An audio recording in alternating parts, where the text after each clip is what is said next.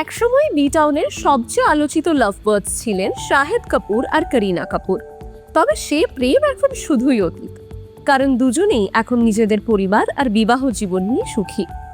করিনা শাহিদের প্রেমের গল্প শুরু হয়েছিল ফেদা সিনেমার সেটে, আর তাদের ব্রেকআপ হয় আইকনিক জব উই মেট মুভির সময়। কিন্তু জানেন কি, করিনাই প্রথম শাহিদের প্রতি আগ্রহ দেখিয়েছিলেন।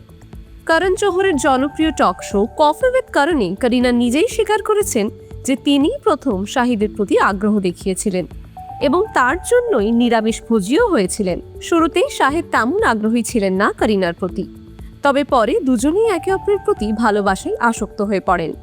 এমনকি করিনা তখন বেশ স্পিরিচুয়াল হয়ে উঠেছিলেন বলেও করণ জোহর মজার ছলে জানিয়েছেন। 2004 সালে শুরু হওয়া এই প্রেম 2007-এ এসে ভেঙে যায়। গুঞ্জন আছে করিনার পরিবার শাহিদকে মেনে নেয়নি। এরপর থেকে একে অপরের থেকে দূরত্ব বজায় রেখেছিলেন তারা। একসঙ্গে ইভেন্টে থাকলেও কথা বলতেন না, বরং এড়িয়ে যেতেন একে অপরকে।